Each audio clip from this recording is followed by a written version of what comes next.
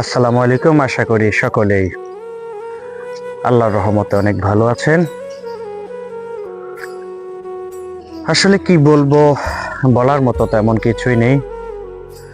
আপনারা জানেন ইসরায়েল ও প্যালেস্টাইনের মধ্যে যে সংঘাত, আসলে এতগুলো বছর পেরিয়ে গেল, যেভাবে তারা মুসলিমকে নিধন করে চলছে, যেভাবে হত্যা করে চলছে, আসলে এদের বিরুদ্ধে কোনো একটা ক্ষমতাধর মুসলিম রাষ্ট্র আজও কথা বলছে না। এভাবে নারী, শিশু, বৃদ্ধ সকল মানুষকে তারা নির্মম ভাবে হত্যা করে যাচ্ছে। আসলে কেমন মুসলমান আমরা জানি না, আমাদের মতো এই হিজড়া মুসলিমরা আসলে কি করবে আমি নিজেও বুঝতে পারি না। আপনারা দেখুন ইদানিং সময়ে যে পরিমাণে তারা মানুষকে হত্যা করে চলছে, আসলে কি বলবো, বলার মতো তেমন একটা ভাষা খুঁজে পাই না। আসলে আমাদের দোয়া করা ছাড়া আর কিছুই করার নেই। আসলে আমরা সাধারণ নিরীহ মানুষ, আমাদের মহান সৃষ্টি পাকের কাছে তাদের জন্য দোয়া কামনা করা ছাড়া আর কিছুই করার ক্ষমতা নেই। কারণ যারা করবে তারা চোখে কালো চশমা পরে চুপ হয়ে আছে, মুখে রুমাল দিয়ে তারা চুপ হয়ে আছে, চোখে কালো চশমা পরে ঘুমিয়ে আছে। কিয়ামতের মাঠে তারা কি জবাব দেবে?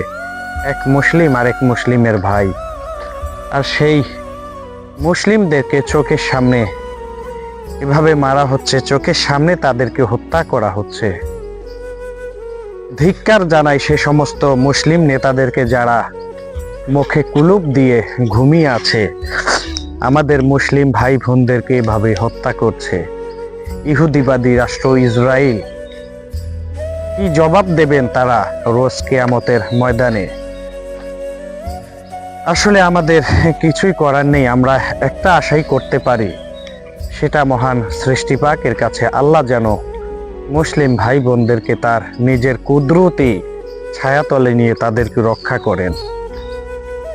আসুন সকলে মিলে একটি কাজ আমরা করতে পারি, কি হচ্ছে ইসরায়েলের অর্থনৈতিককে আমরা দুর্বল করে দেই।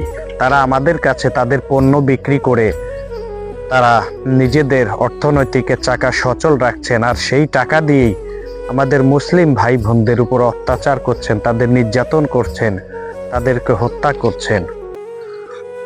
কোমল পানীয় জাতীয় যত পানি আছে ইসরায়েলি ব্র্যান্ডের, কোকা কোলা ব্র্যান্ড, আপনারা যেখানেই লেখা দেখবেন KFC, অনেক কোম্পানি রয়েছে যেগুলো সব ইসরায়েলের ব্র্যান্ড।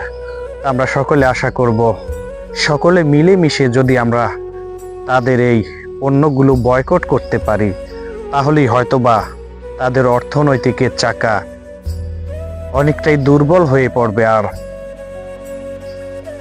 দুর্বল হলেই তারা হয়তোবা কিছুটা শান্ত হওয়ার চেষ্টা করবে, কারণ একটা দেশের অর্থনৈতিকই মূল হাতিয়ার। তা আসুন সকলে মিলেমিশে আমরা ইসরায়েলি পণ্য বয়কট করি, আমাদের মুসলিম ভাই বোনদের পাশে আমরা দাঁড়াই। কি জবাব দেবেন আপনি কাল রোজ কিয়ামতের মাঠে? আপনার চোখের সামনে আপনার মুসলিম ভাই বোনদেরকে এভাবে হত্যা করছে। সকলেই একটা আমরা আশা করতে পারি আল্লাহর কাছে, মহান সৃষ্টি পাকের কাছে, যেন মহান সৃষ্টি পাক তার কুদরতি ছায়াতলে আমাদের মুসলিম ভাই বোনদেরকে নিয়ে তিনি রক্ষা করেন। সকলেই মুসলিম ভাই বোনদের জন্য দোয়া করবেন। আল্লাহ হাফেজ।